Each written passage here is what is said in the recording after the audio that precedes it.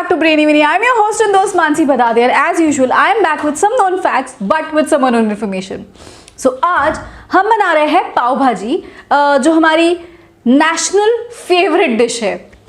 आप सोच रहे होंगे चैनल तो ब्रेनी विनी है जहाँ पे हम लोग known facts with unknown information देते हैं, तो पाव भाजी क्यों बना रहे हैं? ये जानने के लिए आपको ना ये वीडियो पूरा एंड तक देखना पड़ेगा, तब आपको पता चलेगा कि मैं ऐसा क्यों बोल रही हूँ.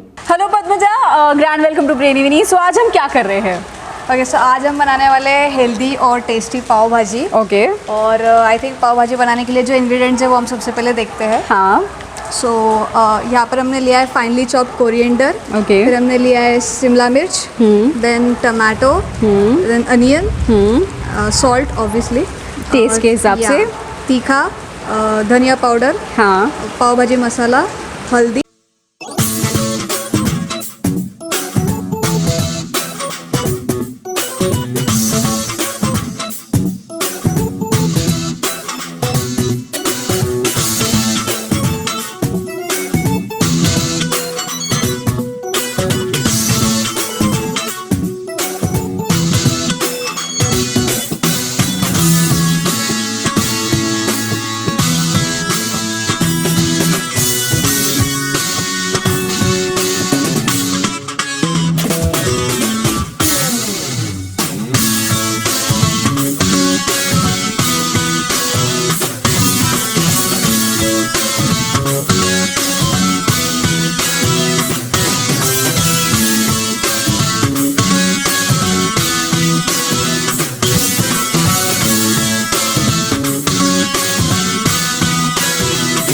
सो let's move on to other topic.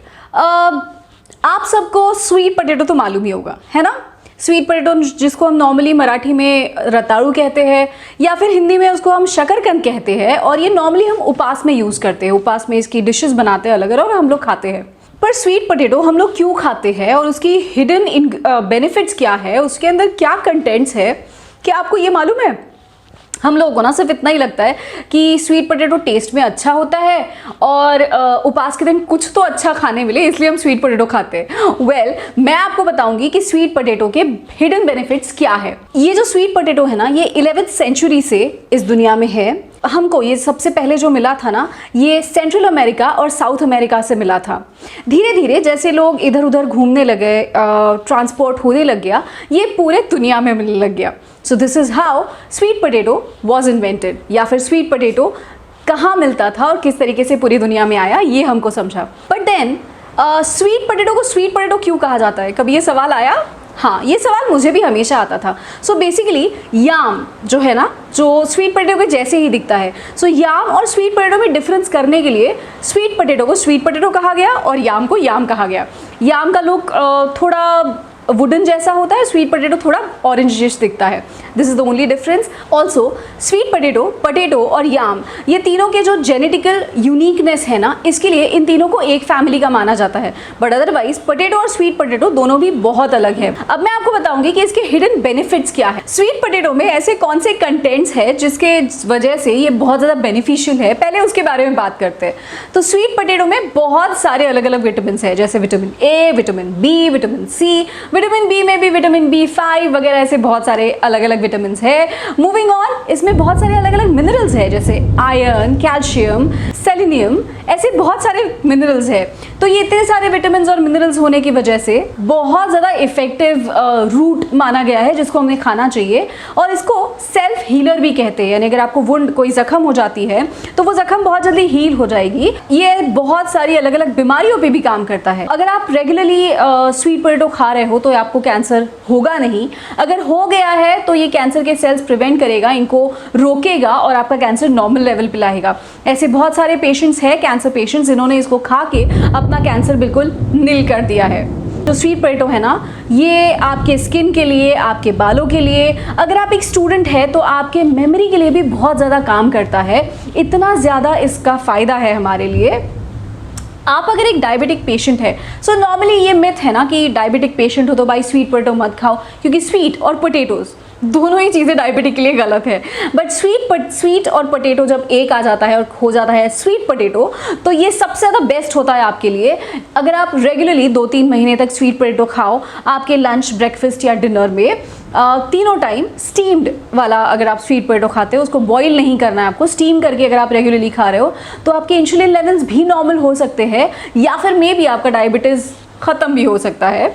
So try and do that. अगर आप एक लेडी है जिसको प्रेग्नेंट होना है और आप आपकी फर्टिलिटी के बारे में सोच रहे हो, तो भाई स्वीट पोटैटो रेगुलरली खा लो, आपकी फर्टिलिटी बहुत अच्छी हो जाएगी, कुछ और करना नहीं पड़ेगा आपको। स्वीट पोटैटो में ना एंटी इन्फ्लेमेटरी कंटेंट्स है, जिसकी वजह से आपको एसिडिटी के प्रॉब्लम भी बहुत कम होंगे, आपका स्ट्रेस लेवल मैनेज होगा, आपका कार्डियोवैस्कुलर एक्टिविटीज़, यानी अगर आपको हार्ट से रिलेटेड कोई तकलीफ होगी तो भी आपने स्वीट पोटैटो खाना चाहिए। अगर आप रेगुलरली स्वीट पोटैटो खाते हो तो शायद आपको हार्ट से रिलेटेड कोई बीमारी होगी भी नहीं। अगर आपको अल्सर है ना, यानी मुंह में अगर छाले आपको रेगुलरली आते होंगे, तो भी आपने स्वीट पोटैटो खाना चाहिए। ये सारे बेनिफिट्स थे जो आपको स्वीट पोटैटो की वजह से होते हैं।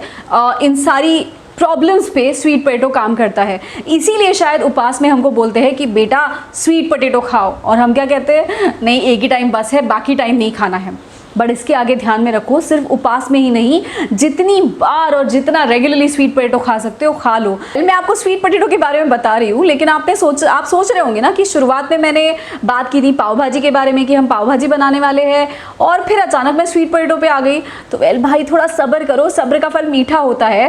और अगर जानना है कि मैं स्वीट पोटैटो और पाव भाजी ऐसे अजीब अजीब बातें क्यों कर रही हूँ, तो ये वीडियो एंड तक देखो। स्वीट पोटैटो के साथ हम लोग क्या क्या बना सकते हैं, बहुत सारी डिशेस बना सकते हैं, जैसे sweet potato curry, sweet potato fries, sweet potato chilli, sweet potato mash, noodles बना सकते हैं, सैलड बना सकते हैं, भाई ऐसी बहुत सारी चीज़ें बना सकते हैं। ऑफकोर्स समोसा भी बन सकता है स्वीट पोटैटो का। अब आपको लिंक लग गई होगी ना कि मैंने स्वीट पोटैटो और पाव भाजी का क्या कॉम्बिनेशन लगाया। एग्जैक्टली। सो आपने जैसे कहा कि हम हेल्दी बनाने वाले हैं, तो हेल्दी क्यों, और ये तो स्टीमर है, तो स्टीमर में क्यों? तो बेसिकली जब हम कुकर में सब्जियों को पकाते हैं, उबालते हैं तो उसका कुकर में प्रेशर बहुत ज़्यादा होता है। तो उस प्रेशर से क्या होता है, वो सारी जो वेपर्स निकलती रहती है उसमें सारा सब्जियों का न्यूट्रिएंट्स भी निकल जाता है, उड़ जाता है। So that's why we prefer steamer, क्योंकि इसमें उसके न्यूट्रिएंट्स वगैरह अच्छे से बने रहते हैं। ओके, यानी स्टीमर में हम लोग इसकी हेल्थ न्यूट्रिशन वैल्यू भी ज़्यादा रहेगा, और जो प्रेशर की वजह से जो सारे न्यूट्रिएंट्स उड़ जाने वाले हैं वो भी नहीं होगा। Wow, that's great. So I think come on, come here and check कि ये क्या है। ओह वाओ, मतलब यहाँ पे हमने पूरा स्टीम कर लिया है उसको। It's looking really awesome. या सारी सब्जियाँ स्टीम हो गई है अच्छे से। या I would like to ask you, ये क्या है, ये इज इट? हाँ, सो जैसे कि आपने वीडियो के स्टार्टिंग में बताया था कि पाव भाजी में हम लोग एक सीक्रेट इंग्रेडिएंट यूज़ करने वाले हैं, एक यूनिक इंग्रेडिएंट। तो ये है, यूजुअली हम पोटैटो यूज़ करते हैं, राइट? तो हमने पोटैटो की जगह यूज़ किया है स्वीट पोटैटो। ओहो, सो हम लोग स्वीट पोटैटो से हम लोग पाव भाजी बनाई है हमने। So I think this is really something new and healthy of course, क्योंकि वैसे ही स्वीट पोटैटो के बहुत सारी अच्छी चीज़ें मैंने ऑलरेडी बोल दी है आपको। So let's see and let's see how is it going to taste. So ये है आपकी टेस्टी एंड हेल्दी पाव भाजी।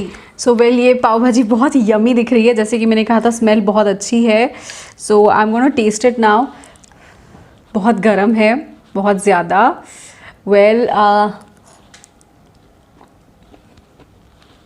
It's awesome. मतलब ये आप जब तक बताओगे नहीं कि ये स्वीट पोटैटो की बनी हुई है, किसी को समझेगा भी नहीं। It is that tasty. मतलब स्वीट पोटैटो की पाव भाजी ना आप ज़रूर घर पे ट्राई कीजिए, और हमें नीचे कमेंट सेक्शन में ज़रूर इसका रिव्यू बताइए कि आपकी पाव भाजी कितनी टेस्टी बनी, क्योंकि हमारी तो भाई ऑसम बनी थी। वेल, और इसके अलावा भी अगर आपने कोई और डिश ट्राई की विद स्वीट पोटैटोज़, तो प्लीज़ वो भी हमें कमेंट सेक्शन में बताइए, ताकि हमारे साथ साथ बाकी जितने भी लिसनर्स हैं और व्यूवर्स हैं उनके लिए भी एक बहुत अच्छा बेनिफिट हो जाएगा कि वो भी अलग अलग डिशेस ट्राई कर लेंगे। Well, I hope you've loved the video. If you've loved it, please give a big fat thumbs up. Also, do like, share and subscribe the channel, and also press the bell icon, ताकि जब भी मैं अपने अगले video के साथ में YouTube पे आऊँ, आपको मालूम तो होना चाहिए ना कि भाई Brainy Winnie is back with a new video.